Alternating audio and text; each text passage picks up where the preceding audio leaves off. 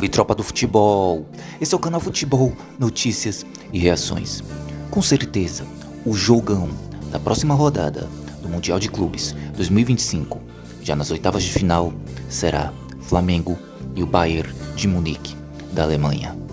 Vocês acham que o Flamengo tem alguma chance de superar o Bayern e chegar nas quartas de final? Eu acho que sim. Joga sem medo, desfruta do jogo e vai pra cima. Tudo pode acontecer. O Flamengo já venceu o Chelsea. Tá certo que o Bayern é forte, muito mais forte que o Chelsea, mas eu acho que o Flamengo pode conseguir passar.